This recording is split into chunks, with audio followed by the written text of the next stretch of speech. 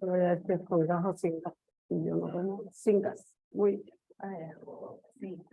Sí, su posición. Que no me gusta la boca.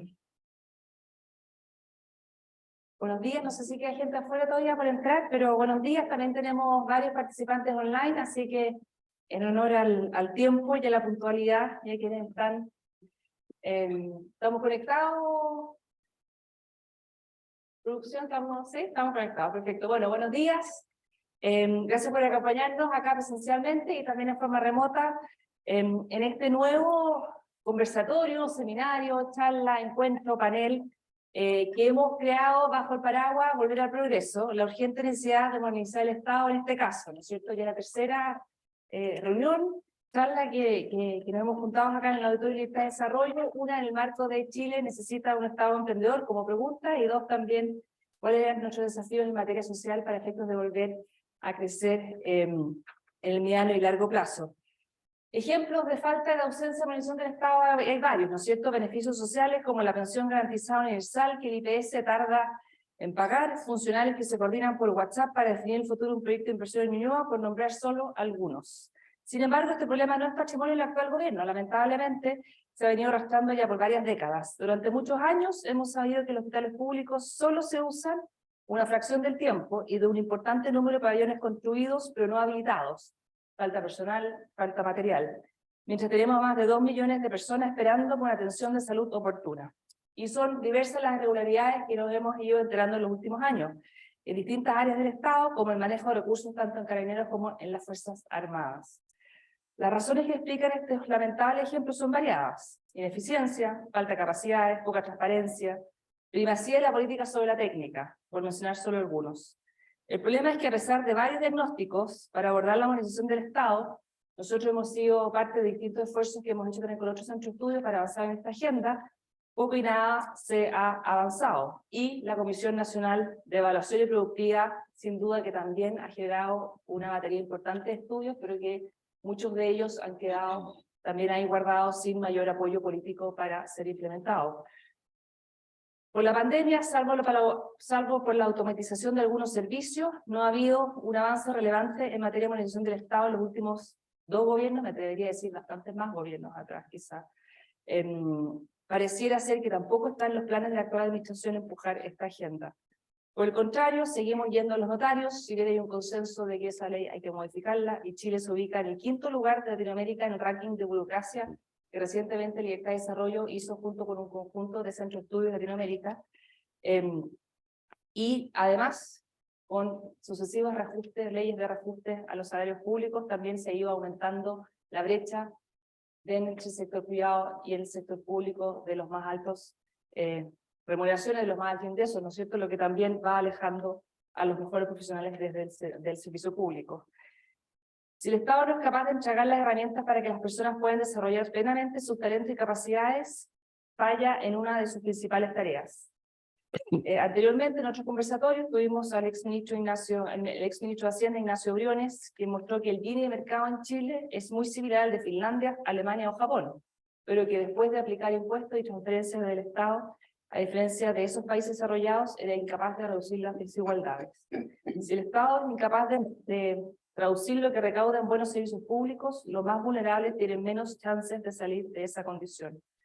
Es por ello que hoy día quisimos invitar a este conversatorio a 2 personas que entienden perfectamente el problema en que nos encontramos y tienen la ventaja de venir de mundos distintos, pero sin duda que complementarios. Carolina Leitao, alcaldesa de Peñalolén, le toca aplicar este tipo de políticas públicas a nivel local. Ella es abogada de la Universidad de Chile, alcaldesa de Peñalolén, fue concejal también en la comuna de Providencia, es miembro del Consejo Asesor Permanente para la Administración del Estado y es presidenta de la Asociación Chilena de Municipalidades. Rafael Berguán, en cambio, ha estudiado temas de modernización del Estado, productividad, de distintos ángulos. Es ingeniero comercial de la Universidad de Chile, PhD en Economía de la Universidad de Minnesota, y actualmente preside desde el anterior gobierno ya, ¿no?, la Comisión Nacional de Evaluación y Productividad. Esperamos que desde sus propias experiencias podamos aprender y aportar a un tema que no es atractivo para los políticos ni para la opinión pública, como decimos en el desarrollo, un tema poco sexy, que tampoco se mide en las encuestas, pero que sabemos que es esencial para que muchas de las preocupaciones ciudadanas que sí están en las encuestas tengan una respuesta adecuada. Así que muchas gracias, Rafa, Carolina, La idea es que cada uno tenga 20 minutos para una conversación inicial y después abrimos la conversación entre ustedes y también con el público. Se queden acá, allá. ¿Qué orden? Partamos por ¿Parto conmigo? Ya. la mayoría. Bien. Oye, y además soy hoy día, bueno, buenos días. Buenos días a Chile y el mundo. Está transmitiendo por fuera, para todas partes. Además yo soy concejal de Providencia hoy día, así que tenemos varias cosas en común. Mi mejor amigo estudió Derecho en la Chile. No sé si eso también tiene algo que ver con usted. Está bien. Bueno, gracias por la invitación.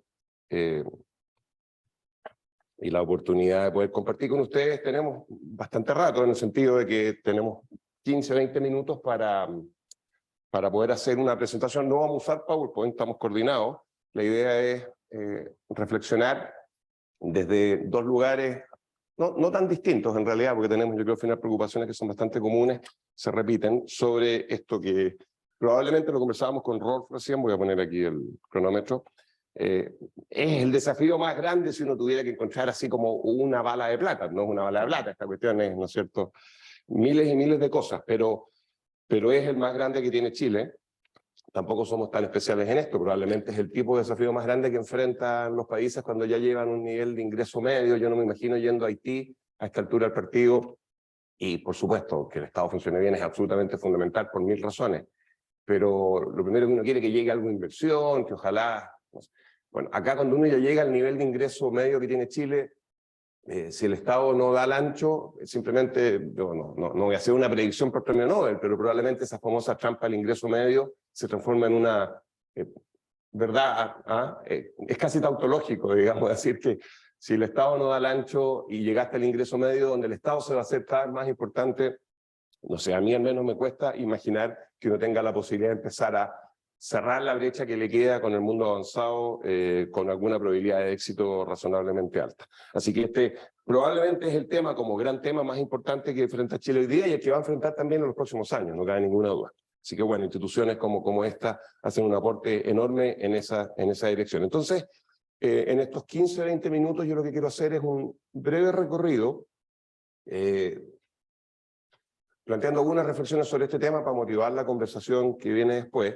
Voy a hacer algunos comentarios sobre contexto y después incluso quiero hacer quiero mencionar algunas propuestas en la dirección de qué hacer desde los zapatos de la Comisión Nacional de Evaluación y Productividad. Esta comisión antes se llamaba Comisión Nacional de Productividad, CNP, ahora es CNEP. Betina lo dijo muy bien, y esa es importante. Yo creo que tiene que ver con uno de los grandes déficits que tiene Chile, es que no se hace evaluación desde el Estado de lo que el Estado decide hacer. Ese es un tremendo problema en términos operativos, un tremendo problema, yo creo, en términos, incluso tiene implicancias, me parece, valóricas que son inaceptables, porque al final ahí tenemos a bueno, yo me considero un liberal, uno ya no sabe muy bien lo que es eso, así que soy escéptico ante la concentración del poder. Entonces, si hay un lugar donde se concentra poder es en el Estado, en todas partes del mundo, y si el Estado puede tomar decisiones con la importancia que tiene y no evalúa sus propias decisiones, cerramos por fuera. Y aunque estoy exagerando un poquito, y estoy pensando, claro, veo a Rolf, ahí veo tanta gente que sabe mucho de esto, pero quizás nos está escuchando gente que no es de este mundo, y esto que parece medio hasta esta altura ya cansador, lo venimos diciendo hace tanto tiempo, es una verdad en Chile. O sea, no se hace en Chile evaluación sistemática y estructurada de impacto de política pública. Y cuando digo política pública, en realidad cualquier decisión, por muy chiquitita que sea, debería ser evaluada. Otra cosa es que se evalúe de una manera distinta a las grandes decisiones, por supuesto. Pero uno no anda por la vida con los ojos cerrados tomando decisiones sin preguntarse si lo que hizo está bien o no. Bueno, los estados en general, y en Chile en particular, a pesar de lo mucho que hemos avanzado en tantas dimensiones, no hacen eso con mínima seriedad, aunque ha habido un esfuerzo en todos los gobiernos, incluido el actual, y a mí me toca participar por la pega en la que estoy en muchas mesas en esa dirección. Pero en la práctica, no lo estamos haciendo y hay mucho que avanzar y quiero hacer comentarios en esa dirección. Entonces esa va a ser mi presentación.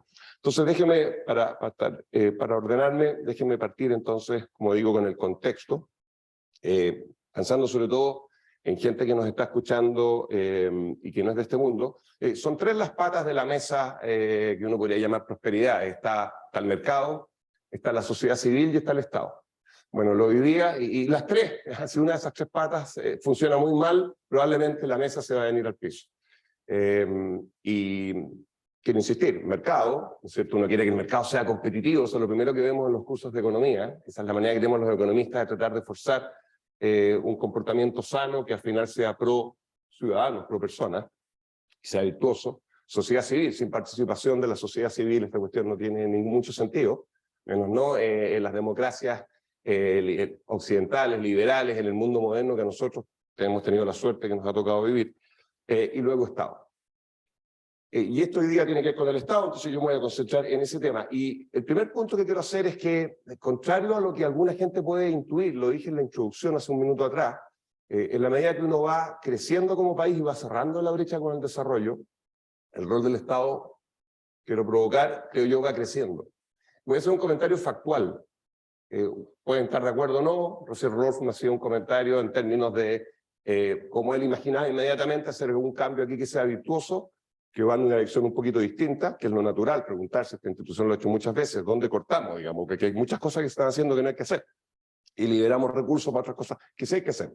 Bueno, los datos sugieren con mucha fuerza que en la medida que el país siga creciendo, el tamaño del Estado como proporción del producto va a crecer. Uno puede no querer que eso ocurra, pero yo estoy haciendo un comentario factual. Si uno va a los datos, se encuentra habitualmente con eso. Si uno quiere racionalizar esto, tiene algo que ver con que la demanda por bienes públicos, como decimos los economistas, como un bien superior, digamos, crece más que el ingreso. Probablemente yo estoy tratando de hacer como intuitivo, en la medida que uno tiene ya niveles de ingreso altos, está empoderado, tiene más educación, que viene con eso, se ha enfrentado a un mundo en el que hay más información, uno empieza a decir, bueno, la ciudad en la que vivo da el ancho, entonces los temas urbanos, en los que los economistas no nos metemos tanto, hasta lleno de economistas que hablamos de tipo de cambio, pero no nos metemos tanto en el tema urbano, es un tema clave. Nuevamente, si voy a uno de los países más pobres del mundo, probablemente no voy a partir por ahí. No porque no sea relevante que la gente tenga un árbol al frente y que tenga derecho a ver verde o a tener una distancia, sino que porque probablemente todavía hay que asegurarse que los niñitos no se mueran de tifo, digamos, ¿no es cierto? Entonces, pero en la medida que tú vas llegando a niveles de ingreso más altos, la demanda por bienes, en este caso bienes públicos, estoy diciendo, va a crecer más que el ingreso y por lo tanto el Estado va a terminar asumiendo un rol importante ahí, más allá de cómo lo operativiza. Si ustedes quieren las demandas ciudadanas también, ¿no es cierto?, se van siendo más relevantes. Un poco Chile, hay varias tesis, yo no soy experto en esto, podemos invitar a Carlos Peña y otra gente que nos va a decir que parte de lo que hemos llamado el estallido tiene que ver con más conciencia de nosotros mismos y con el derecho a exigir y la capacidad de poder exigir más. Bueno, ahí el Estado va a jugar un rol. Entonces, si no resolvemos este tema que está siendo una barrera hoy, con el nivel de ingreso actual, hacia adelante va a ser incluso peor. Ya. Ese es un primer tema que quería levantar. Esto, además, a propósito de otra literatura que va en paralelo, que también es tan importante y que en Chile a nosotros nos cuesta más los economistas, estoy hablando desde los zapatos de un economista, porque es más difícil de medir. Uno quiere cuantificar para diagnosticar y después evaluar el impacto. Pero hay mucha evidencia, no se estaba pensando en Acemoglu, que ahora está sacando un libro nuevo que es medio cuestionador del impacto de las tecnologías. No porque no quiera tecnología, sino que porque se pregunta si la tecnología en los últimos 25, 30 años, que es más hacia la automatización, junto con un mundo donde el poder de los trabajadores ha caído, si esa combinación ha terminado siendo virtuosa o no. Ese es el objetivo de su libro que sale en mayo. Pero Acemoglu es un gran economista, va a recibir el premio Nobel por la razón correcta más pronto que tarde, y él ha trabajado bastante en la relación entre progreso, entendido como crecimiento económico, y confianza. Estaba pensando en una palabra que es difícil de leer. Y bueno, hay que decir, Chile está, en los pocos indicadores globales que hay sobre esto, Chile aparece como un país que está por debajo de la curva de ingresos en términos de confianza en instituciones. También que el Estado funcione bien tiene que ver con confiar en las autoridades. Esta cuestión es de sentido común. Si uno no confía en las autoridades, la autoridad le cuesta mucho más poder hacer la pega bien. Necesita más recursos para poder hacer la pega bien. O sea, aquí hay un tema de confianza. Yo tengo que es como el sistema financiero, pues si yo estuviera haciendo escrutinio de cada decisión que toma cada uno, entonces mejor hago yo la cuestión, porque tiene que haber, hay un rol fiduciario, no sé, acá uno necesita confiar en el Estado, lo que no significa que el Estado lo va a hacer bien, ni que uno se olvide y después no evalúa, para eso tienen que haber los mecanismos de evaluación ex post y qué sé yo, pero sin confianza la cuestión se bloquea antes. Es un poquito, aquí es porque es un comentario medio cultural en Chile, que funcionamos muy en la regulación tratando de parar las cosas ex ante. Cuando en realidad lo que uno quiere en un país avanzado, en un mundo anglosajón, hay mucho más de que se hagan las cosas y después se vea, y si alguien mintió, bueno, que le caiga todo el peso de la responsabilidad que eso significa como corresponde, pero lo anterior para la economía, para una economía que tiene que ser dinámica, en la que tú paras las cosas ex ante hasta que estás convencido. Yo sé que nos están escuchando acá, voy a hacer un comentario que puede... Bueno, hay un ministro que es un gran, que es una gran mente de este país, no era el apellido, pero que fue ministro de Obras Públicas, que tenía una obsesión con que las cosas estuvieran muy bien pensadas ex ante. Pero una cosa es, pero hay que optimizar, pues uno no llega a la contaminación a cero, uno no puede tener garantía absoluta de que algo va a funcionar bien antes de hacerlo. Y cuando fue ministro, la crítica que hay desde afuera es que el ministerio se paralizó. Tenemos que ser capaces de hacer cosas, pero al mismo tiempo esas cosas que implican un riesgo. En un país en el que hay poca confianza del Estado, la probabilidad de asumir riesgo es mucho más baja, y si no asumes riesgo, entonces nuevamente nos quedamos acostados, estamos ahí mañana, sobrevivimos, hacemos lo que el cerebro genéticamente, ¿no es cierto?, evolutivamente fue haciendo, que es estar preparado para sobrevivir, pero el mundo avanza tomando riesgos. Lo que pasa es que tienen que ser riesgos que estén bien mitigados, ¿no es cierto?, y tenemos que tener los mecanismos para que cuando las cosas no funcionan bien, rápidamente reoptimizar. Hay algo en Chile, por probablemente esa desconfianza social del Estado, que lleva a que en el sector público, mi experiencia personal es que asumir riesgo es irracional casi. Porque si la cuestión funciona, se va a diluir, se va a perder, probablemente nadie te va a aplaudir mucho, y no quiere aplauso, pero por lo menos que se reconozca. Y si no funciona, te van a crucificar, digamos, de alguna forma. Entonces, y te pueden terminar acusando de usar mal los recursos. Entonces, estos son debates súper complicados. Yo entiendo el rol de la Contraloría. Yo soy profe en la Chile, quizás no debería decir esto, porque me va a llegar un sobre el lunes en la mañana, pero uno necesita una Contraloría, por supuesto, pero tiene que funcionar bien la Contraloría. No puede ser que la Contraloría simplemente nos diga no hagan nada, porque si no hacen nada, por supuesto, me quedo en la casa, no salgo de la pieza, no me resfrío, pero no vivo. Entonces, hay un gran tema ahí, yo creo, en Chile. Estoy pensando en Carolina está en el mundo de las municipalidades. A mí esta cuestión me agobia, porque no sé cómo se resuelve, porque no cómo vamos a cambiarla. Pero bueno, un pequeño granito de arena, que en realidad es un grano muy grande de arena, es que si el Estado funciona bien, probablemente la confianza en las instituciones se recupera, y eso es algo... Ya, al final, voy a terminar haciendo una defensa gremial, No he mirado mis notas. Si esta cuestión no es culpa de los economistas, es culpa de los políticos. Ya, lo dejo ahí nomás dando bote, pero bueno, que inviten un político para que se defienda. Yo soy economista. No, pero hay un tema de que la política no está siendo capaz de hacer cosas que al final, ya no lo voy a decir hasta el cansancio. ¿Sí? El ministro actual de Hacienda en 2006 tenía claro lo que había que hacer para que mejorara el tema de las pensiones. O 2007. Y fue la política la que miró para el lado. No quiero evadir la responsabilidad, pero ya, hay algo de eso. Entonces quería también asociar modernización del Estado con confianza.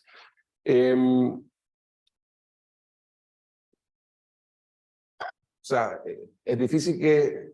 Y esta cuestión, y esto de que él lo dijo de Tina, yo estaba pensando, sí, políticas emblemáticas del último tiempo, grandes políticas, el Transantiago a mediados de los 2000 todavía no alcanza su sostenibilidad presupuestaria. Estamos hablando de que esto fue hace 15 años atrás, más, sí, 15 años atrás, 2007.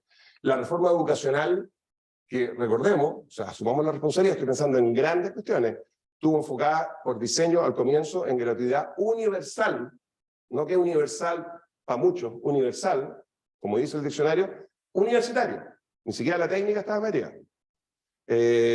Los estudios que yo conozco, de gente que no es de izquierda o derecha, al menos por lo que sé, y que he visto lo que han encontrado, dicen que la segregación aumentó. Está bien, todas estas cosas se pueden discutir, escucha, por favor, o sea, y eso que le hicimos algunos ajustes para que no fuera lo que originalmente se planteó. O sea, aquí hay responsabilidad en términos de qué cosas grandes estamos haciendo que han funcionado pésimo y que obviamente destrozan la confianza en la institución. Y el ministro Briones que estuvo acá, bueno, ex ministro Briones, ¿me vienen a sacar? No. Estamos en censura. El ministro Briones que estuvo acá, lo que dice Ignacio siempre es, está bien, hay que estar, las situaciones son complicadas, es fácil hablar desde unas oficinas, desde una sala de clases, desde un... Pero el ministro Briones dice, mira, la razón por la que tardamos tanto como gobierno en llegar con las ayudas es porque el registro social de hogares no estaba actualizado. Y se abrió la puerta, apoyada por, yo diría, la gran mayoría de los economistas que son gente que uno respeta muchísimo, dijo que tirar toda la carne sobre la parrilla, era un incendio, es verdad. Se abrió la puerta para los retiros y bueno, y todos, si no hubiesen hecho una prueba en economía 1, y nos hubiesen dicho, cuando abres la puerta a un retiro, hay probabilidad de que no haya un segundo, tercer y cuarto retiro, tenemos que haber dicho 0. Porque o sea, esa cuestión se conoce, no es que los chilenos seamos así, esta es una cuestión de cómo son los seres humanos, en términos de miopía a largo plazo, de incentivos inmediatos, etcétera. Si eso lo ponemos en el cóctel de la institucionalidad política chilena desde que se fragmentó mucho más aún la ley electoral, también me lo decía Rolf. Rolf me dio todos los tips durante la conversación para las cosas que hay que destacar. Pero lo hizo con la sutileza típica de él, entonces como que me estaba dando su opinión y se me quedaron en la cabeza y ahora hay que repetirlo. Pero sabíamos en ese momento que ahora era un incendio. Si hay un incendio, que uno lo apague con algo que después va a generar problemas, uno tiene que resolver el problema. Entonces ahí está, estoy tratando de decir, son equilibrios, malos equilibrios en los que estamos metidos ya. Bueno, déjenme, si no me van a retar, pero todavía me quedan unos 12, 15 minutos, voy a avanzar. No, me quedan 10 minutos, ya. Oye, entonces, no, por otro lado, eran 20 minutos. Ya, entonces, a ver, comentario. ¿Hay cosas que en Chile se hacen bien en esta materia? Yo voy a tratar de hablar de evaluación. Sí, y de hecho hay ranking, Mario Baslo ha estado publicando unas columnas y provocando, diciendo que el Estado de Chile es el mejor Estado del mundo. Algunas cosas que se hacen bien en Chile, sí. Desde los 80, la evaluación social de inversiones, ¿no es cierto? Fontaine, Néstor Fontaine, ese es un país, Chile es reconocido por hacer bien eso. El manejo presupuestario, sí, o sea, la IBRES hace una vega que sabe, está, calza, dice, esta cuestión se va a gastar tanto, se gasta. Pero no hacemos evaluación de impacto. Pero no sabemos qué está pasando, entonces gestionamos bien en el sentido que sabemos que se gastó lo que se iba a gastar, pero no tenemos idea de qué efecto tuvo eso. De hecho, más allá de los rankings, vamos a hablar después, así que no lo voy a decir. Yo, como por la comisión, podría dar 300 ejemplos de cosas que son absolutamente inaceptables. Recuerden que antes de la pandemia había 280.000 cirugías electivas en espera, no auge, y que la persona, la mediana, o sea, 50%, tardaba 392 días o más en entrarla. O sea, entonces, sí, el Estado, Mario nos va a decir, está funcionando súper bien, que está funcionando bien algunas cosas, pero por favor, o sea, si ahí no hay una fuente de descontento social, ¿dónde? En un área que es la salud, donde la cuestión es un pozo sin fondo, y donde los recursos han aumentado, ya, y hay pocas cosas más relacionadas con la calidad de vida que la salud, ¿no? Así, nuevamente, tautológico. Ya, entonces, ¿qué es lo que yo creo que falta? Ahora, perdón, un comentario, un segundo. Esta cuestión no es, y aquí para provocar, esto yo creo que esto no es sobre achicar al Estado.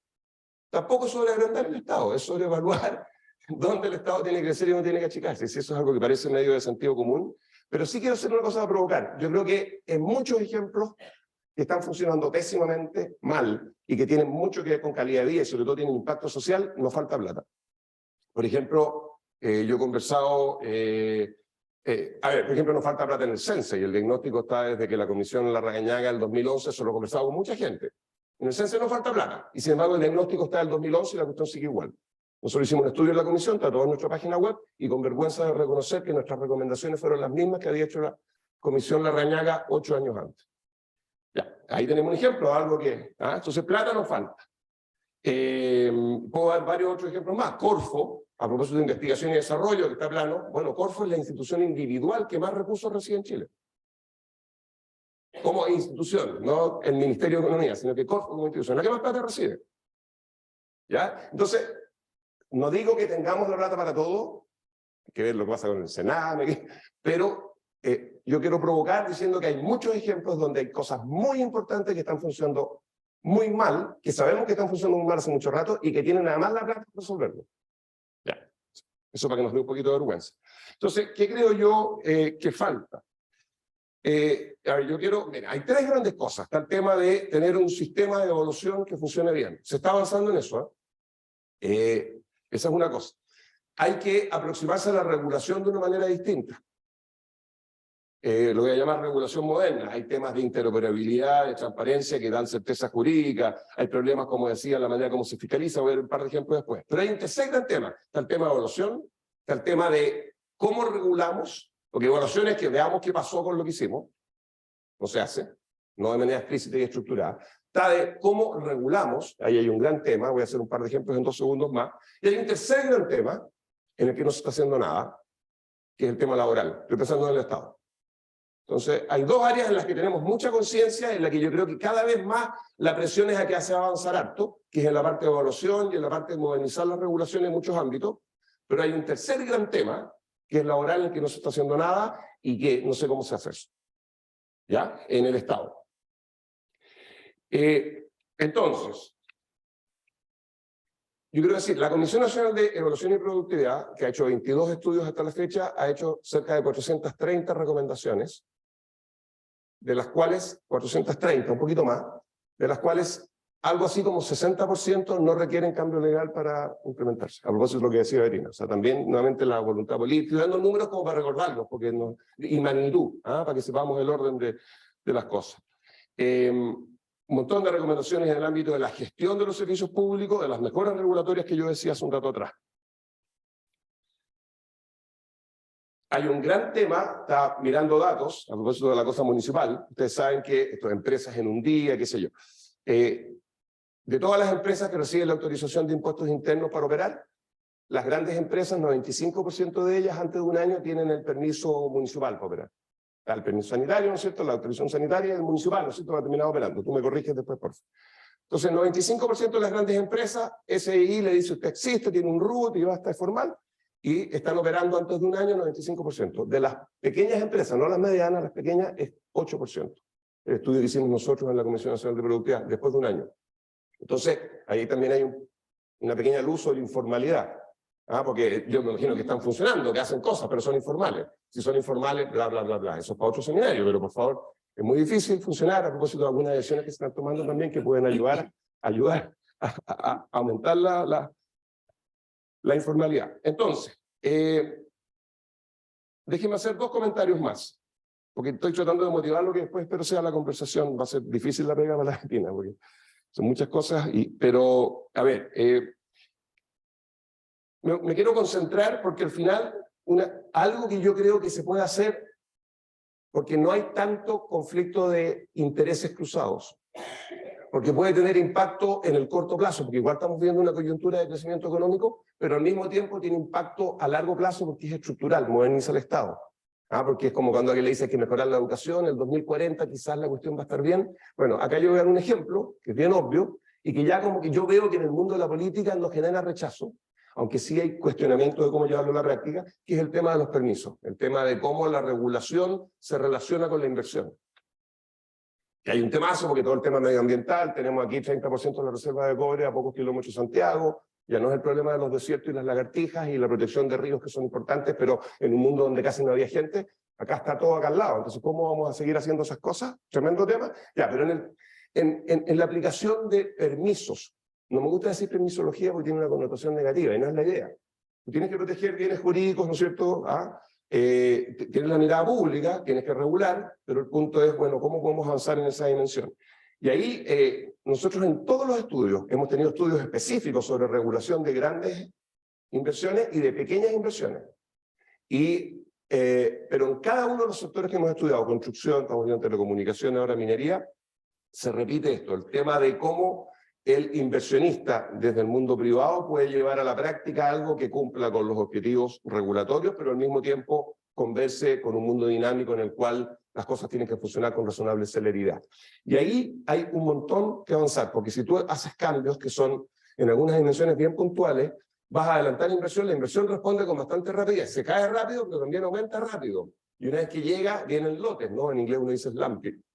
Bueno, eso tendría efectos inmediatos en términos de crecimiento, pero al mismo tiempo te cambia el rayado de cancha y permite imaginar inversiones a largo plazo que van a poder funcionar mejor. Ahí quiero hacer 2 comentarios y me siento. Hay una tendencia natural a la entropía en los sistemas regulatorios. La cuestión se desordena, hay problemas de coordinación, etc. Pero hay 3 grandes problemas la manera como en Chile regulamos la inversión. Hay un problema de ineficiencia en el sentido de que no son suficientemente rápidos. Los permisos no se entregan con suficiente rapidez. De hecho, no sé si ustedes saben, pero un proyecto grande de inversiones en Chile, pues eso es un comentario para que vean lo complicado que es, requiere del orden de 420 permisos, pero 2.000 autorizaciones, porque hay permisos que se tienen que ir autorizando varias veces en el proceso de puesta en marcha. Entonces, 400 y tantos permisos, 2.000 autorizaciones, y un proyecto grande, estos tipo mineros, se demora el orden de 11 años entre que se inicia el proceso y empieza a operar. Ya, pero aquí quiero provocarlos un poquito. En Australia, ¿saben cuánto se demora? 10 años. Ya, es menos que 11, 10%, pero hay una gran diferencia. 90% de los permisos exigidos en esos 10 años tienen que ver con la relación de la empresa minera, BHP está allá y acá, con la comunidad local. En el caso chileno, 10% tiene que ver con eso. Entonces, si nos adelantamos los hechos, lo que vamos a encontrar es que si no resolvemos esos 8 o 9 años en Chile, que no son relacionados con lo que hoy día en el mundo se está, ¿no es cierto?, enfocando, lo que va a pasar es que va a tener 18 años. ¿Ya? Pero hay que tener cuidado, que hay que mirar los números y bueno. Entonces, hay un tema con eficiencia, hay un tema con imprevisibilidad. Las cosas no están, no hay interoperabilidad del Estado, no hay transparencia, tú no sabes, tú llegas a un servicio, son 53 servicios los involucrados en estos 420 permisos. Cada servicio no sabe dónde está el otro, ni tampoco sabe dónde está el mismo a veces. Los plazos no se respetan, el plazo supletorio de 6 meses no se respeta, que es el que tienes que tener cuando están dados los plazos. Y por lo tanto el inversionista está absolutamente a ciegas. La mayoría de las veces estoy hablando de proyectos chiquititos, no estoy hablando de un proyecto minero donde al final existen los recursos, igual se demora por lo que decíamos, pero a nivel cotidiano, donde ocurren los cientos y cientos y cientos de decisiones económicas privadas todos los días que mueven los países, ahí el inversionista no tiene idea. Ineficiencia, imprevisibilidad, y el Estado no tiene la respuesta. Y tercero, inestabilidad. Lo que está pasando cada vez más es que te dan un permiso, pero después 8 órganos del Estado te lo objetan. Y lo que está pasando ahora es que en una región te tiene una cosa y en otra región te piden otra. Y autoridades que a veces, ahí hay un gran tema. Entonces, ¿cómo avanzar? Hago 3 comentarios y me siento. Lo primero es que cuando uno piensa en esto, el tema de la institucionalidad en el mundo de los permisos, esta es una cuestión que tiene que resolverse con información hacia el Estado y hacia afuera. Hay problemas de que el Estado no lo muestra, pero el Estado tampoco lo sabe. Hay problemas para adentro. Segundo, este es un tema que es continuo porque los problemas que van sucediendo van cambiando dinámicamente y por lo tanto la relación entre el Estado y el regulador tiene que ser permanente. Pero tercero, tiene que haber una mirada sistémica y un cambio cultural. Yo voy a dar 2 o 3 ejemplos. En Chile, y estos son ejemplos que funcionan en Chile, pero en un lugar, pero no en otro. Por ejemplo, existe la figura de los colaboradores externos, que son básicamente fiscalizadores. El problema es que un fiscalizador a veces llega 8 meses después a cerciorarse que lo que tiene que hacer el regulado se está haciendo. Y como la evaluación es ex post, y ahí le permiten, lo que decían, entonces colaboradores externos. En Chile se hace en el mundo de la SEC, en el mundo de Senapesca, pero sobre todo en el mundo de la Superintendencia de Electricidad y Combustible. Ustedes han visto que alguna, menos mal que no, que un departamento explote, ¿no es cierto?, hay un problema con el gas, es un colaborador externo el que va y chequea que esta cuestión esté bien instalada. Y no hay problema. Bueno, yo he conversado sobre la posibilidad entonces de que existan estos colaboradores externos con parlamentarios y me dicen, estás privatizando la regulación. No, por supuesto que no es mi hermano que va y opina qué es lo que está haciendo esto. Es parte de un listado, si esta cuestión se hace en Australia, se hace en Inglaterra, se tiene que hacer en Chile, se hace en la SEC, pero no se quiere extender. Entonces, esperan 8 meses por una patente, por un permiso, ya. Segundo, rápido, un sistema de declaración en base a riesgo. Yo fui superintendente de banco, entonces quizás tengo este sesgo. No hay proporcionalidad entre la regulación y el bien jurídico protegido. Entonces, en el mundo ambiental, un proyecto que tiene una magnitud gigantesca y uno más chiquitito, yo hacía la figura jugando un poco del desierto y la zona central, en los hechos, en nuestros estudios, nosotros estamos ahí, estamos un año mirando, se aplican, estoy exagerando, prácticamente de la misma manera. Nuevamente, el tema del riesgo. Uno supervisa al mundo bancario basado en riesgo, no le dice que no asumen riesgo, sabe que hay riesgo. Y las exigencias son, ya, bueno, hay un tema de que aquí no hay proporcionalidad, y por lo tanto no tenemos un sistema de declaración en base a riesgo bajo. Y finalmente no hay trazabilidad y no hay homogeneización de criterios. Y cada vez esto se está disparando más, se está heterogeneizando más y por lo tanto está siendo más difícil que algún inversionista se imagine en distintos puntos, ya no solo del país, sino que de una misma ciudad. Hemos visto algunos casos recientes que son patéticos en esta dimensión. Y quiero insistir, si esa cuestión no se resuelve, no se trata de las grandes mineras, ¿no es cierto?, con proyectos a 40 años por 10.000 millones de dólares. Se trata de lo que cualquiera de ustedes que está en esta sala podría querer hacer, es una inversión pequeña, pero que es la que más se repite en el día a día en una economía moderna. Bueno, en esa dimensión Chile está funcionando muy mal, paro acá, perdona, me pasé un par de minutos, me siento. Gracias. Gracias, Rafa. ¿Carolina? Voy para allá. ¿Cómo te diga? ¿Cómo se acomoda? Ahora voy mejor.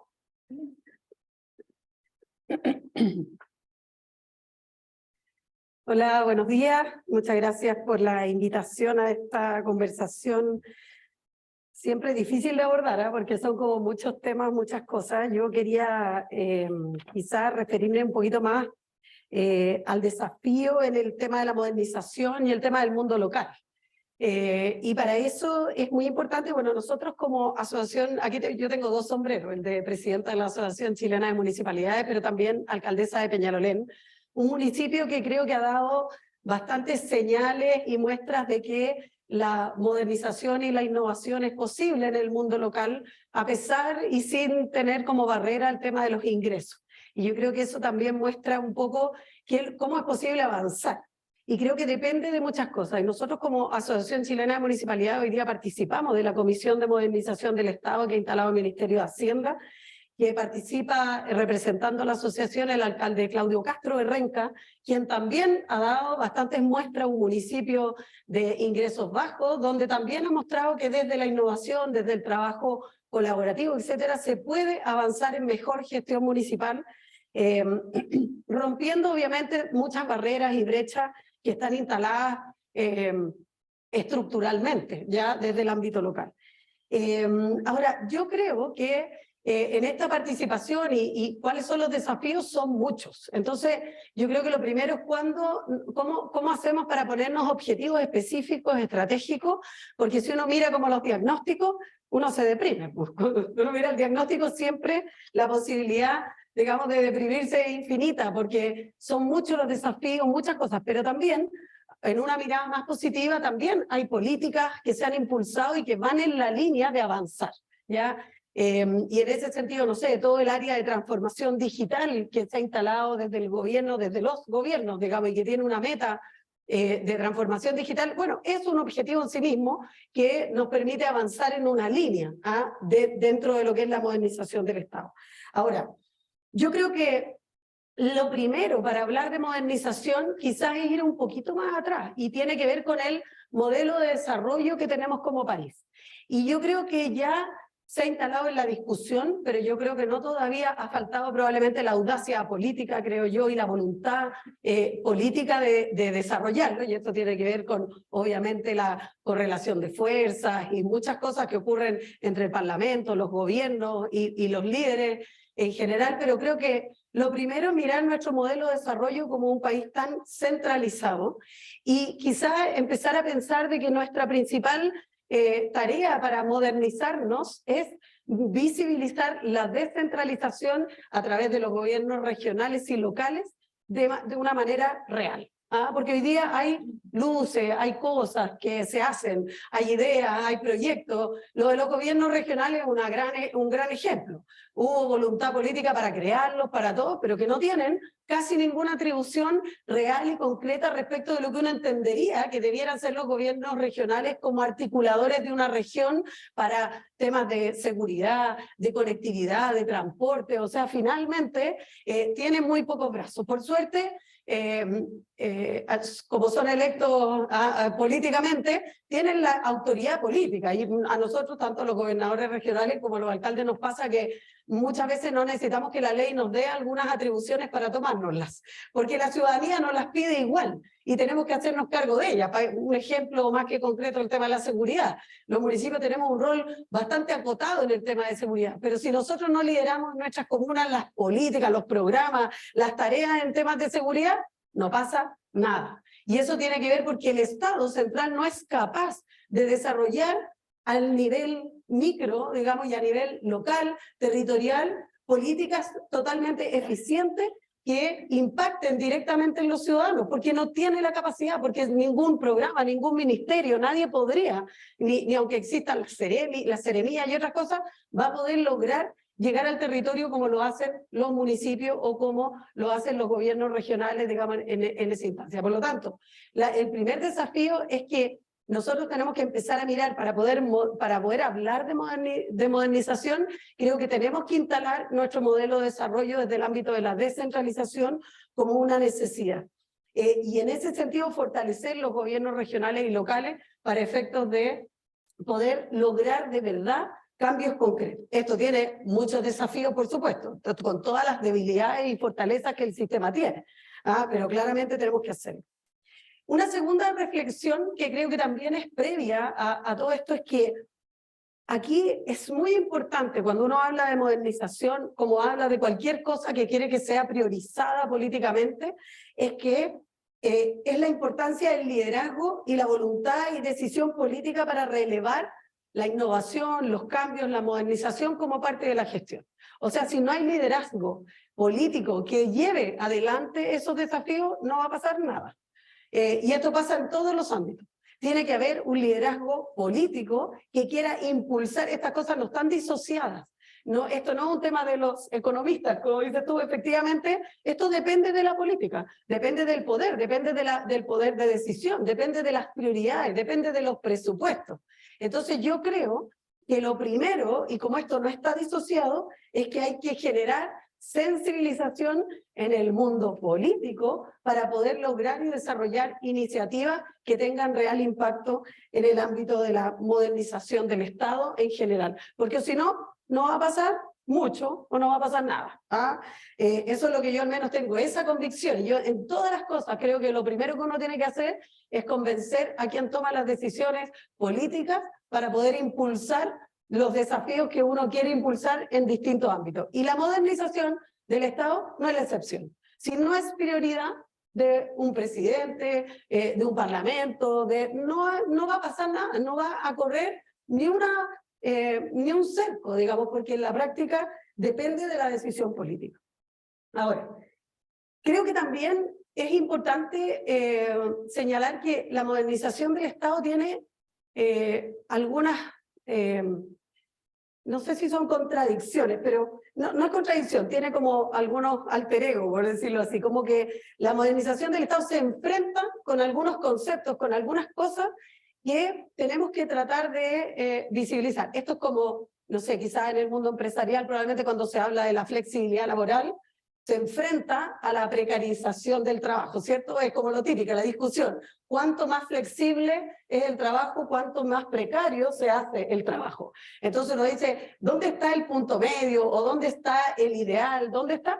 Bueno, yo creo que la modernización del Estado se enfrenta a conceptos como la probidad, la transparencia, la eficiencia, es decir, que un Estado sea moderno, ágil, se enfrenta en una discusión donde decimos modernización, burocracia, modernización, contraloría, modernización, principio de legalidad, como que lo enfrentamos. Y yo creo que el desafío que tenemos que tener es que eso no puede ser contrapuesto. Tiene que estar a la par, o sea, tiene que ir de la mano, tiene que diseñarse un sistema en el cual la modernización implica transparencia, implica probidad, implica gobierno abierto, implica, o sea, no son conceptos contradictorios.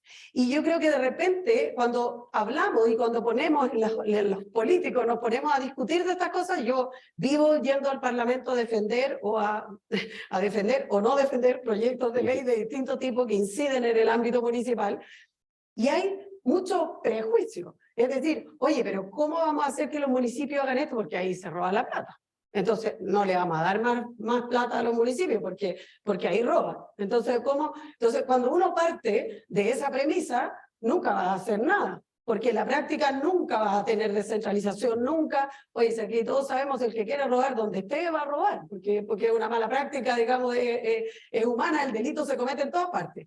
Por lo tanto, lo que tiene el Estado es que tener las barreras suficientes para que esas cosas no ocurran. El control ciudadano, el gobierno abierto, los órganos de control, y creo que algo muy importante, que yo también creo, soy mucho más partidaria de los controles ex post más que antes.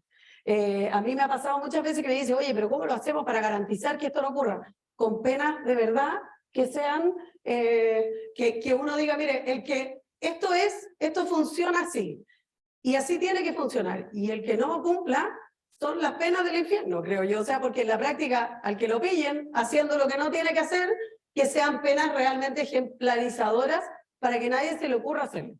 Y más que ir limitando ex ante muchas cosas, porque en la práctica eso le quita dinamismo, le quita capacidad de acción, le quita, y yo siento que eso es una discusión también que nos cuesta dar. Y por eso digo, cuando hablamos de modernización siempre nos encontramos en la discusión con que no, pero ¿cómo vamos a hacer esto? Porque esto puede ser que, oye, se preste para la corrupción o se preste para, etcétera. Y yo creo que ahí tenemos un debate que dar respecto de cómo se flexibilizan algunas cosas, cómo se dinamizan algunas cosas. Nosotros, al menos yo todavía me acuerdo algunas discusiones con la Contraloría, por ejemplo, respecto de que no siempre lo que es más barato es lo mejor.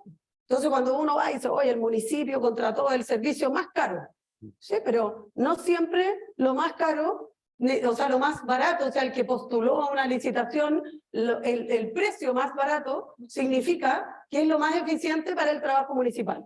Porque quizás la otra empresa postuló para hacerlo en menos tiempo, postuló con otras características de experiencia y que no me deje botado el contrato en el camino, y que no, entonces a veces nos pasa, por ejemplo, yo tengo que ir al consejo municipal y a veces tengo que gastar mucho tiempo en explicar en el consejo por qué la oferta más barata no necesariamente es la mejor. Y eso tiene que ver también con enfrentarse a este tipo de discusiones respecto de que la modernización, la eficiencia en el gasto, no siempre tiene que ver con lo más barato. A mí, como decía, con la Contraloría me pasó alguna vez que cuestionaba que nosotros, el municipio, arrendáramos vehículos en vez de comprarlos. Entonces, claro, efectivamente, si yo compro vehículos es más barato, gasto menos plata. Pero en términos de eficiencia del servicio que yo tengo que prestar, hoy día si me chocan un vehículo, la empresa a la que le arriendo me lo repone en el mismo día. Si yo se echa a perder un vehículo, lo mandan a arreglar y me reponen el vehículo. Si tengo que cambiarle un neumático, si tengo que no sé qué, si tengo que, necesito una flota X que tiene que estar disponible todo el tiempo para seguridad, para inspección, para las tareas diarias de la municipalidad. Entonces, oye, me renuevan la flota cada tanto y no tengo una flota que tengo que rematar cada 5 años porque además el uso de un vehículo municipal es muy alto, por lo tanto, también. Entonces, tuve toda una discusión con la Contraloría respecto de que ellos consideraban de que nosotros como que estábamos utilizando más los recursos porque estábamos gastando más dinero en arrendar vehículos. Hasta que nosotros tuvimos que demostrar que en el fondo lo que estamos haciendo es prestar un mejor servicio, que por supuesto es más caro. Pero es un mejor servicio, tiene que ver con la oportunidad, con el tiempo de respuesta, etc. Entonces, cuando uno habla de modernización, hablamos de ese tipo de cosas que a veces son muy sencillas, muy prácticas, y a veces nosotros entendemos como que son grandes cosas, o cosas demasiado, como que están en las discusiones más de las altas esferas, y la verdad es que no es así. En el ámbito local, las discusiones respecto de este tema son bastante prácticas, bastante pedestres, digamos, respecto de muchas cosas, pero que en la práctica, hoy día, por ejemplo, con el sistema de compras públicas, que tiene muchas cosas buenas, creo yo, respecto de la transparencia, pero es un sistema que tiene que modernizarse. Es un sistema que claramente ya no está respondiendo a las necesidades, a todas las necesidades que tenemos desde el ámbito público para contratar. O sea, no puede ser que hoy día, por tener que utilizar el sistema de compras públicas, paguemos más caro. Cuando para los municipios pagar más caro es un tremendo problema. Entonces uno dice, ¿por qué es más caro? Por la burocracia estatal, porque las empresas tienen que, porque el Estado se demora en pagar, porque, etcétera, etcétera, etcétera. Y a veces yo estoy obligada a comprar a un proveedor más caro porque está en el sistema público, en el sistema de compras públicas, y no puedo hacerlo con otro que no está en el sistema o que tiene un servicio pero que no se subió, que no postuló, que no estuvo, que no sé qué. Entonces, también hay un tema ahí de que tenemos que analizar cómo como Estado estamos siendo no solo desde el punto de vista de la eficiencia del gasto, sino que también desde la eficiencia de la prestación de servicios. Porque no solo tenemos que evaluar la eficiencia del gasto, sino que cómo prestamos nuestros servicios. Otro tema que también creo que es importante es que los ingresos municipales, ustedes saben, y no voy a ahondar acá respecto de lo que son las grandes diferencias y brechas que existen en el ámbito municipal. Y eso yo creo que es un gran problema, porque hoy día cuando yo voy al Parlamento a hablar de distintas cosas y cuando hablamos de, oye, vamos a hacer esto con los municipios, claro, los parlamentarios que son de regiones, que conocen las realidades de sus municipios más pequeños, todo, ellos no se imaginan al municipio de Peñalolén, de Providencia, La Reina, haciendo las cosas que proponemos. se imaginan al municipio de Cunco, de Pica, y dicen, no, esto no lo van a poder hacer. O sea, como de entrada hay una barrera porque nuestra diferencia en términos de gestión local es tan abismante, es tan grande que cuando uno quiere hacer algo para todos, uno se empieza a encontrar con las grandes diferencias que tenemos y eso impide que se puedan desarrollar políticas comunes para todos que tiendan, esto es como nivelar para arriba, en vez de nivelar para abajo.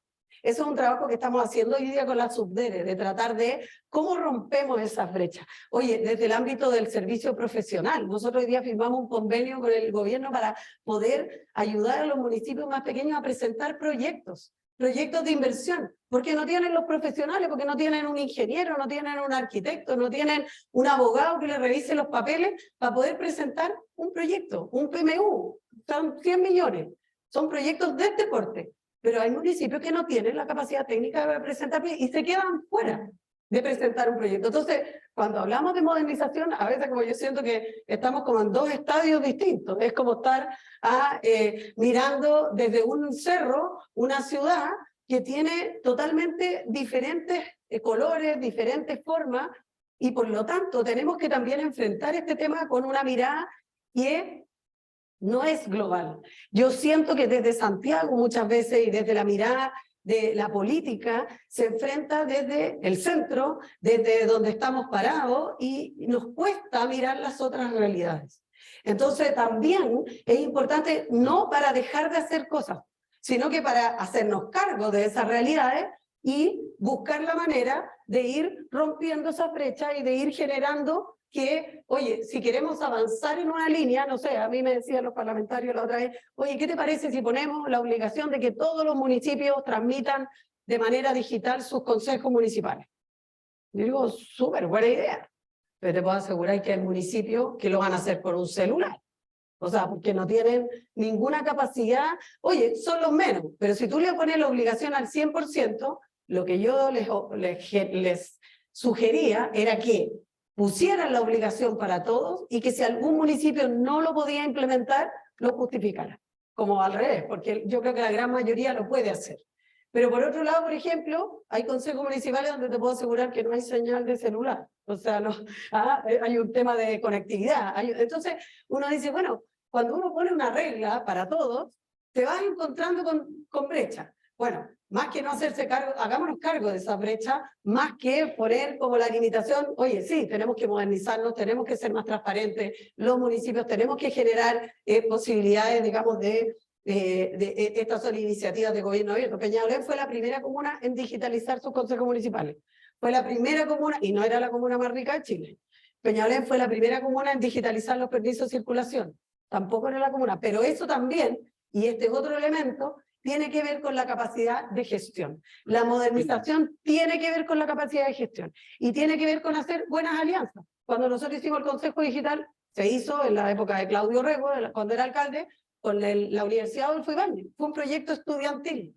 Oye, los chiquillos hicieron el proyecto, después ya pasó, se modernizó, se avanzó, pero partió siendo un proyecto estudiantil. Los permisos de circulación, un proyecto con el Estado. Y así sucesivamente hemos ido avanzando en una cantidad de proyectos que tenemos de innovación hoy día, que yo podría, ayer hacíamos la lista, tenemos más de 20 iniciativas de innovación que son Made in Peñalolén. Y uno dice, oye, ¿somos el municipio más rico de Chile? No. Tampoco somos el más pobre, pero estamos dentro de los de más abajo en ingreso per cápita. Entonces uno dice, ¿este es un problema solo de recursos? No, es un problema también de gestión, de alianza, de colaboración, de salir a buscar aliados estratégicos en el mundo público y privado, en el mundo nacional e internacional. Nosotros acabamos de hacer una ficha digital de infancia. Lo hicimos con el Banco Mundial. Primera vez que el Banco Mundial hace una iniciativa con un municipio y no con un Estado, con un gobierno. Primera vez. ¿Por qué? Porque considero que Peñalolén tenía las capacidades para poder hacerlo. ¿Cómo hacemos crecer eso? Infancia, que es un tema tan relevante para el país, para tener una ficha donde tengamos la información de nuestros niños y nuestras niñas, de los servicios a los que acceden, a propósito de todo lo que hemos estado hablando en estos días, respecto de las trayectorias educativas, respecto al tema de seguridad, respecto a la infracción de ley, etcétera. Algo que ustedes se podrían imaginar, en Chile no existe una ficha de infancia y nadie sabe en este país lo que pasa con los niños, porque además con la ley de protección de datos, no se puede saber, yo no puedo como municipio saber si un niño que vive en mi comuna pasó en salud por una atención de salud mental porque existe la protección de datos. Entonces, pero ¿cómo yo voy a atender a ese niño? ¿Cómo lo voy a abordar? ¿Cómo voy a trabajar y hacer una política social si no tenemos información centralizada? ¿Para qué decir el tema escolar y otros más?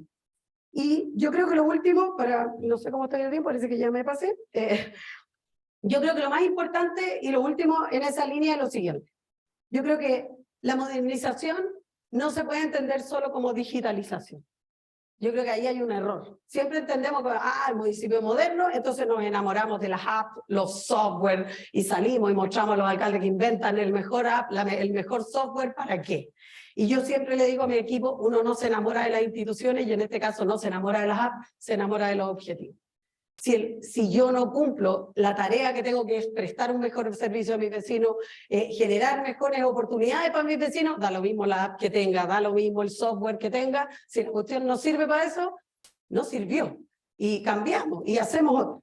Y por eso, como no es solo digitalización, modernización es eficiencia en el gasto, es sentido de oportunidad, es sentido de urgencia, eso da para otro seminario más en el Estado respecto del sentido de urgencia. Yo tengo una calle rota hace 2 meses, 5 meses, y todavía estoy esperando que el servicio se dé vuelta para allá, para acá, porque la plata, porque la licitación, porque no sé qué, y la calle rota. Y nadie puede circular, y la calle cerrada. Y los vecinos, ¿a quién le reclaman? A esta alcaldesa.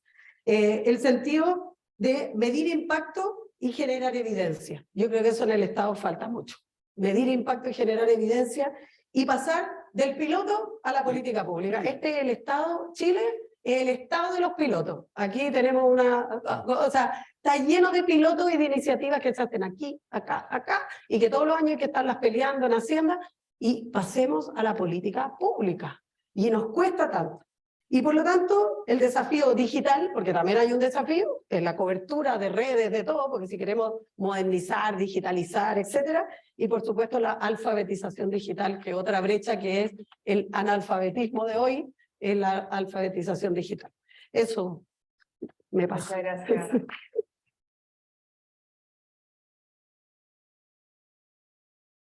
Muchas gracias, alcaldesa. Muchas gracias, Rafael, también por las intervenciones. Antes de dar la palabra al público, yo quiero hacer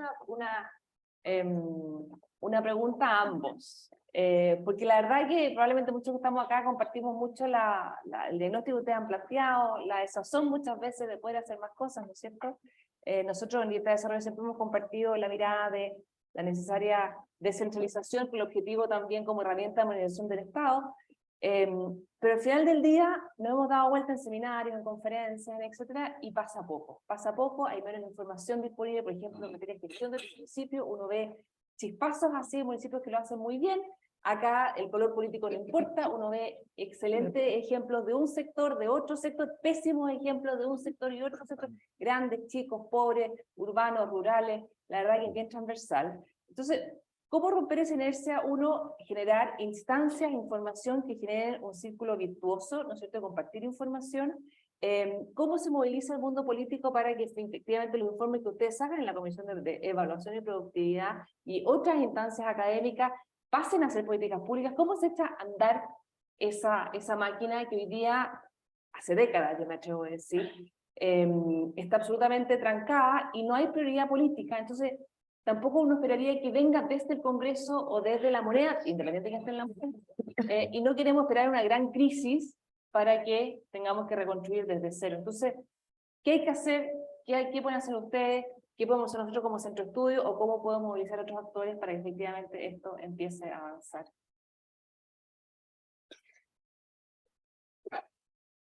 Sí, no sé. Mira, pero... Vamos a seguir igual.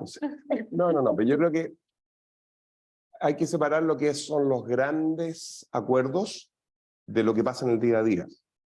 Que cuando digo que son cosas pequeñas no quiero ser peyorativo, porque al final es la suma de muchas cosas pequeñas. O sea, los grandes acuerdos, yo creo que hay acuerdos que aquí hay un problema del sistema político, o sea, en el sentido que está funcionando mal.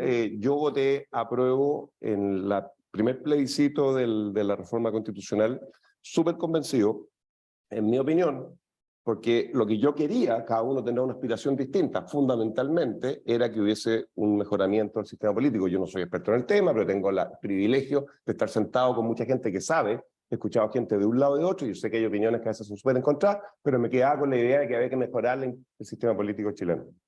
Queda poquito, algunos pensarán que tiene más que ver con la cosa electoral, otros dirán que cuando nos bajamos 4 años sin reelección eso es complicado para la política pública, el voto voluntario para acá para allá, pero hay reformas del 2005 a la fecha en el ámbito de la política que mi diagnóstico de conversar con gente, yo estoy divulgando esto, y yo me lo compré, han ido deteriorando la capacidad de, como país, desde la política, tomar decisiones, llegar a acuerdos, avanzar. Ya. Eso como gran tema.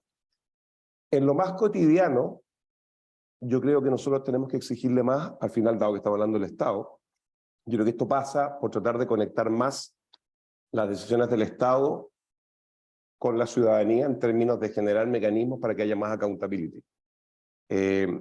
Yo lo cuento porque también aquí es como súper fácil decir tenemos que tener liderazgo, y por supuesto que hay que tener liderazgo. Y oye, 2 comentarios muy cortitos. El primero, porque a mí que me toca sentarme en muchas instancias que organizan los gobiernos para tratar de mezclar cosas y opinar y qué sé yo, tú has estado, todos hemos tenido el privilegio de estar en comisiones y qué sé yo. Esto partió con la comisión de la presidenta Bachelet y una emblemática, la Marcel, pero después, ¿no es cierto?, hay un sinnúmero de instancias que en paralelo con mucha gente desde muchos lugares que muy generosamente dona su tiempo, ¿no es cierto?, para contribuir a esto.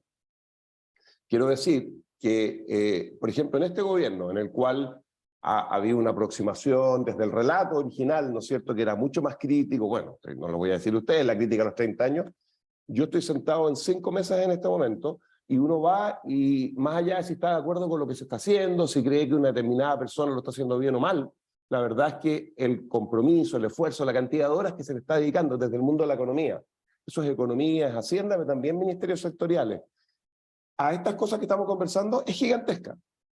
Y no estoy haciendo una comparación de que es mejor o peor, estoy diciendo tampoco nos quedemos en la cosa simplista de pensar, ahora hay una nueva generación que no le importa esta cuestión, que no cree en esto.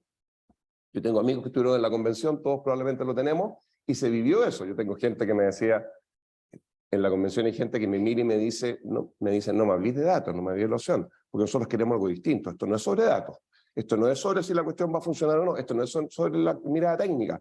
Vamos a cambiar la manera de pensar el mundo ya. Esa cosa que en mi humilde cabeza académico desde chico es absurda, o sea, me da entre pena y vergüenza. En el ámbito de cómo funcionan los gobiernos, la cosa no es así, no caricaturicemos, el gobierno actual le está dedicando mucho tiempo a esta cuestión. Ya, entonces, en ese contexto me metí hace un mes atrás a tratar de estudiar un poquito cómo, por ejemplo, nada especial, cómo lo hacen en Australia para tratar de aumentar la probabilidad de que un determinado proyecto vea luz. Se transforme en una política concreta. Otra cosa es que funcione bien. Entre paréntesis, los australianos, las grandes leyes la evalúan al 3er año. Pero eso es no es que viene una persona con liderazgo y dice, yo voy a evaluar leyes. No, no, es que tú estás obligado a evaluar las grandes leyes al 3er año y las leyes medianas a los 5 y las pequeñas a los 10. En términos de qué impacto han tenido, no para cortar cabezas, sino que para rediseñar, reoptimizar, regestionar y recomenzar, porque ese es un proceso continuo en la política pública. Bueno, pero en el ámbito de la cosa más cotidiana, lo que hacen es que están llenos, esto nos va a recordar a Lavín y sus semáforos, que obviamente son todas ideas que vienen de otras experiencias internacionales. En Australia funciona mucho con esto de que el Estado, el gobierno tiene un compromiso de hacer una determinada cosa pequeña, está en las redes sociales la información y desarrollan mecanismos que permiten a la ciudadanía, que a veces pueden ser periodistas, pueden ser políticos del otro lado que quieren pillar problemas, porque los incentivos están alineados ahí para forzarte, competencia, te van diciendo en qué etapa está una determinada política. Entonces, no, y eso es, claro, eso es expertos en comunicaciones que te dicen cómo hacer esto y también en gestión de política pública. Hay poquito de eso. Entre que uno a veces lo minimiza, dice estos son cabros jóvenes medio chascones que se dedican al marketing, perdóname, pero también es una manera de uno como autoridad, cuando está en un rol de eso, evitar que el resto sepa lo que estáis haciendo. El mercado financiero, la gracia que tiene es que es opaco, y por eso los problemas que tuvimos en el 2008. Las autoridades tienden a favorecer la opacidad para evitar que la evalúen. Yo creo que es súper importante que también avancemos en esas dimensiones y puede ser una herramienta repotente para que la ciudadanía le esté exigiendo a la autoridad, exigiendo eso, haciendo accountability. Sí, yo creo dos cosas. Lo primero creo que tiene que ver con un relato. Cuando uno no incorpora en el relato algo así, es difícil, claro, pedir como cuentas, porque, claro, hay tantos problemas, tantas cosas que dice, ¿en qué parte de las prioridades esto está? O hay otra forma de hacerlo, y es poner a alguien a cargo que se encargue de que sea prioridad. O sea, cuando no puede ser prioridad de uno porque está ahí metido en los temas de seguridad, porque no sé qué, porque la economía, porque no sé cuánto, y está ahí metido en 20 cosas, es poner a alguien que se haga cargo. Yo al menos recuerdo que en el relato del gobierno de Lagos el tema de la modernización estaba como relato. Entonces él dijo, oye, vamos a poner un encargado, vamos a hacer esto, o sea, como era parte del relato. No sé si fue más, o sea, la práctica uno tendría que evaluar, no tengo los datos como para saber si fue más o menos, o hizo más o menos en términos de modernización del Estado, pero si uno se recuerda, quizás en ese gobierno estaba incorporado en el relato del gobierno como parte de, y creo que eso tiene que ver también con después tener que rendir cuentas de las cosas que se hicieron, ahí salió la ley de compras, salieron otras cosas que ya en ese momento, claro, hoy día ya están como desactualizadas, pero en ese momento eran un gran avance, ¿verdad? Y lo que tenemos que hacer es que en esto hay que ir avanzando todo el tiempo, porque de eso es la modernización, se tiene que ir adaptando a las nuevas realidades.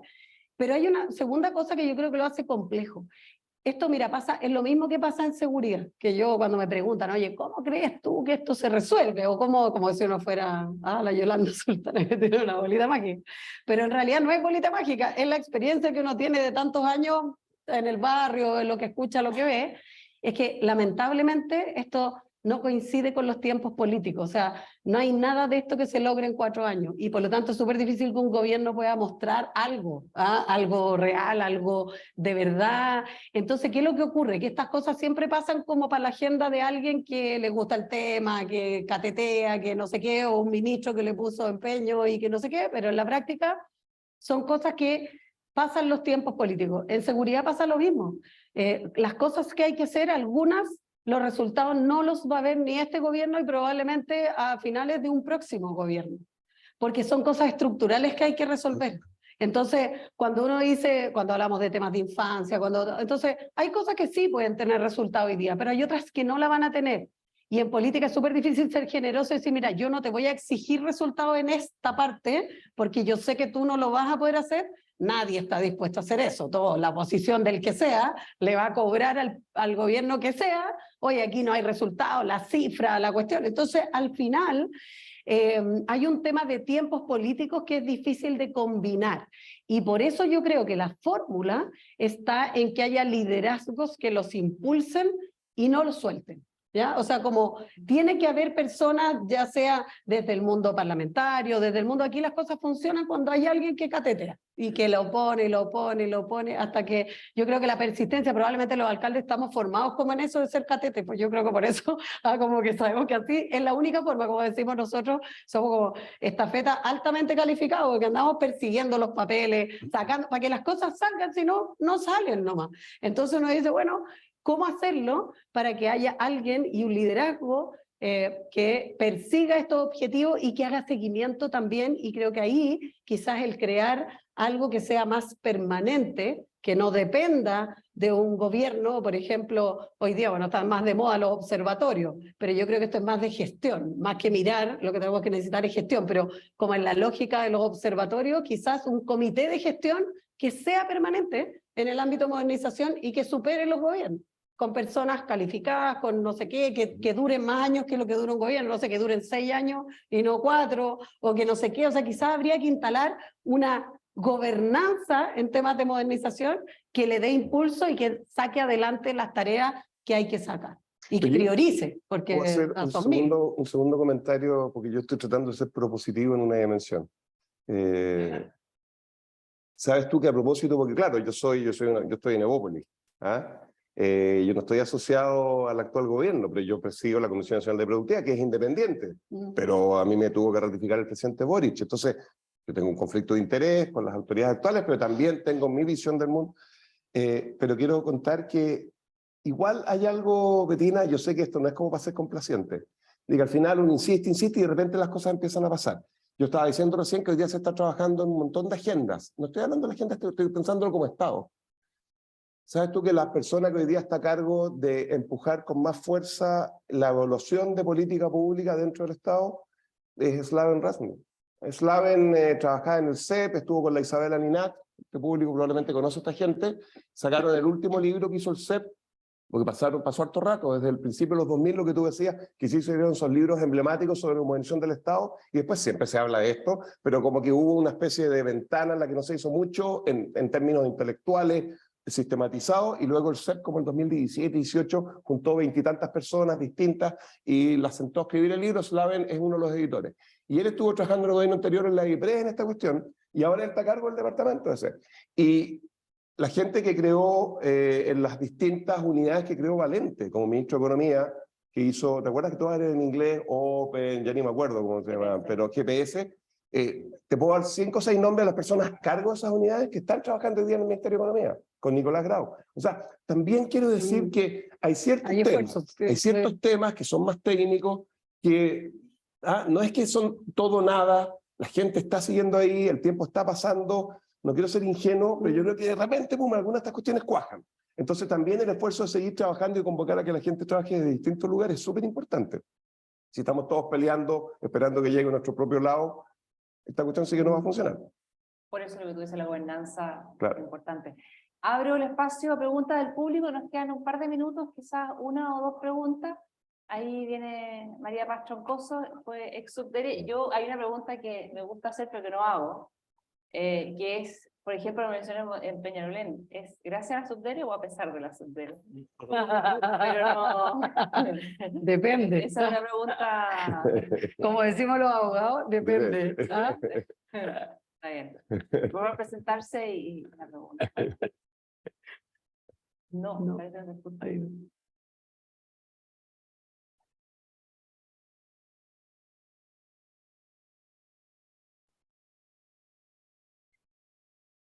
Es como todas las cosas.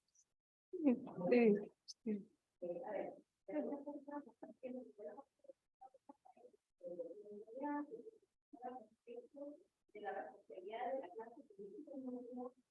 También para la gente online. En materia de modernización del Estado, no sé si se escuchó la primera No, puedes parte. partir, sobre todo Sí, para sí. online, para...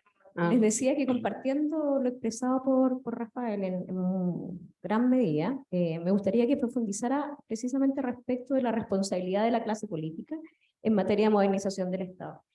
Personalmente, creo que así como no hemos logrado concordar una visión de sociedad que nos ha enfrascado en una discusión profunda en los últimos años, tampoco hemos sido capaces de concordar cuál debiese ser el rol del Estado actual. Algunos hablan de volver a un Estado productor, el Estado benefactor, el Estado supervigilante. ¿Cuál crees tú entonces hoy día debiese ser el rol que debiera asumir el Estado? Y acto seguido, ¿cuáles debieran ser los principales puntos a atender en esta discusión respecto del quehacer del Estado de cara al siglo XXI? Y para la alcaldesa Carolina Leitao, claro, también comentar que comparto que efectivamente tenemos que avanzar en descentralización, pero yo creo que también es preciso entender que el rol o la administración tiene que de alguna forma establecer un trabajo complementario y no competitivo. Y lo que hemos visto en un sistema altamente fragmentado, no solo políticamente, sino también a nivel de administración pública, es que lejos de aprovechar las oportunidades que de alguna forma nos han planteado las tecnologías, qué sé yo, nuevos métodos de trabajo, seguimos y hemos profundizado este trabajo en silo, desaprovechando las grandes oportunidades que hoy día nos da. Y una cosa que yo consideraba un gran valor, que era precisamente el trabajo asociativo.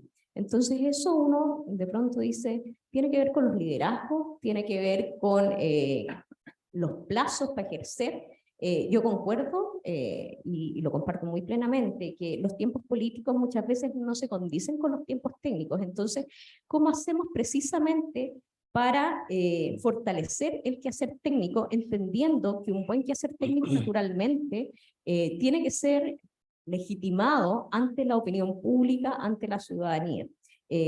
Probablemente en el último tiempo, a propósito de la ley de descentralización, o de fortalecimiento de la regionalización del país, nosotros siempre nos planteamos esto de que este cambio iba a poner en tela de juicio la madurez del sistema político. Y de alguna forma, cuando planteamos la madurez del sistema político, estamos planteando precisamente estas materias. ¿Cómo hacemos que el rol o el trabajo de las distintas instituciones que componen la administración del Estado es efectivamente complementario y no competitivo? Gracias. Oye, bueno, a ver, la pregunta voy a contestar por el orden en que la hizo, por eso agarré el micrófono. Sí, una pregunta larga, daba mucho rato, quizás un par de comentarios.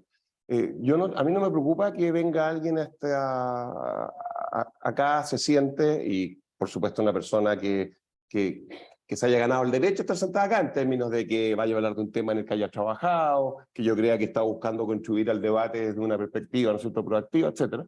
Poniendo esos filtros, que son filtros mínimos para poder tener un diálogo que tenga sentido, yo feliz de que haya gente incluso que venga a tratar de convencerme que el Estado tiene que poner una fábrica de cuchuflí, si es que cree que tiene que hacerlo. Lo importante es que se genere el debate.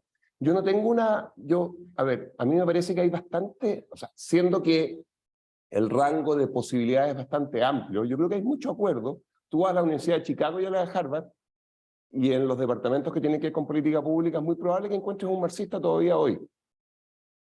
Casi una anécdota lo que estoy contando. No se trata de que si la Universidad de Chicago o la de Harvard tuviera 9 de cada 10 profesores marxistas, probablemente no serían la Universidad de Harvard y la Universidad de Chicago. Pero que haya uno dando vueltas, provocándote, obligando a repensar lo que dijiste, haciéndote sentir incómodo, a mí me gusta eso y creo que es parte de cómo los seres humanos hemos sido capaces, ¿no es cierto?, de contribuir, pensar, cuestionando, etc.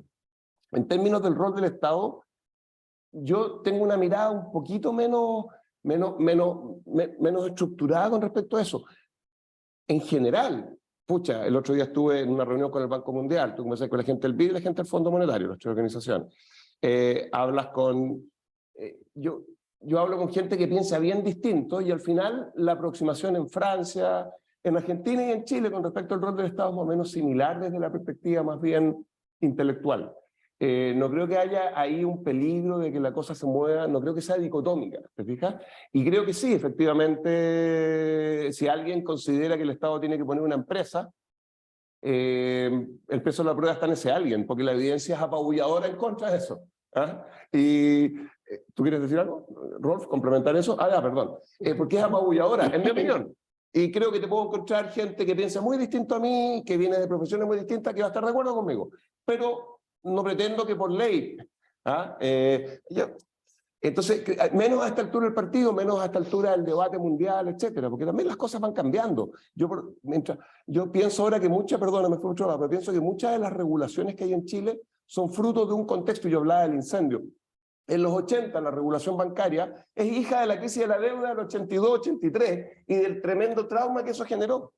Pero claro, yo me paro el año 2010, miro la regulación bancaria y considero que es demasiado conservadora. Entendiendo, que no soy tonto y me interesa tratar de hacerlo bien, entendiendo que hay que resguardar la estabilidad financiera y que el riesgo de que el sistema bancario caiga porque asuma demasiado riesgo es gigantesco.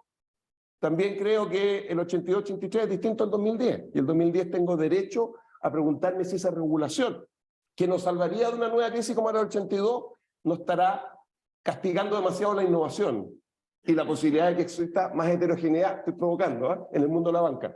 Pero yo no le puedo pedir a alguien que desarrolló esa regulación en el 85 que hubiese pensado así, porque ahí la preocupación y el contexto era otro. Entonces yo no pretendo que el Estado se ponga a fabricar cuchuflí, pero no me preocupa que alguien me lo proponga. Sí creo que a esta altura del partido el peso de la prueba está, pero sin ninguna duda en que esa persona nos convenza, y dudo que lo haga. Con respecto a... Y una cosa más, con respecto a la política y la posibilidad de llegar... Yo lo que estaba pensando aquí, solo una cosa. Lo que yo no quiero es que un parlamentario que transforma el Congreso en un circo, sea capaz de mover a los otros 154, o lo que sea, no sé cuántos son, como nos ha ocurrido ya varias veces, porque la institucionalidad está lamentablemente generando incentivos perversos que llevan a que lo individual se ponga por sobre lo colectivo.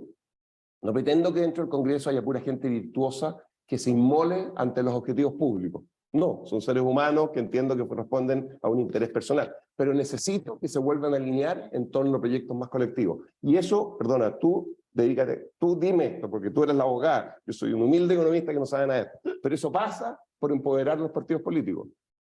Pasa porque la política vuelva a recuperar el lugar en el que tiene que estar, que es la responsable de que esto funcione. Pero eso no funciona porque una serie de átomos individuales preocupados de sí mismos, es una metáfora, hagan lo correcto. Pasa porque los partidos políticos estén validados por la sociedad y funcionen bien. Y hay que hacer cambios en el mundo de la política que permita que los partidos políticos mejoren su manera como están funcionando. No cabe ninguna duda. Y hay muchas recomendaciones. En la comisión Engel, supongo que surgieron cosas. Y además la gente sabe estas cuestiones. Tampoco hay un modelo único, ¿eh? Porque uno agarra el Pato Navia, lo pone aquí frente a otros cientistas políticos, van a tener opiniones que son muy distintas. Entonces, tampoco hay un modelo único, no podemos pretender que haya un modelo único, pero hay ciertas cosas básicas. Una cosa básica es que sin partidos políticos que funcionen bien, la cuestión no va a funcionar bien. No va a funcionar bien en el ámbito democrático, de la política, y tampoco, menos aún en el de la economía, que está totalmente supeditada a la política. Ya. Uf, está difícil, pero a ver, respecto de la pregunta en sí mismo, en el tema de lo que es competencia y colaboración, yo creo que, bueno, el rol justamente de la Asociación Chilena de Municipalidades es tratar de buscar la colaboración sobre la competencia. Nosotros entre los municipios nos pasa que más competimos que lo que colaboramos, porque competimos por los recursos, porque está el fondo concursable, porque las platas son una sola, entonces andamos todos, quién llega primero, quién tiene más amigos en la subdere, quién, ya no sé, quién hace más rápido los proyectos para sacar más cosas. Entonces, claro, el sistema nos genera incentivos de colaboración, más bien incentiva la competencia.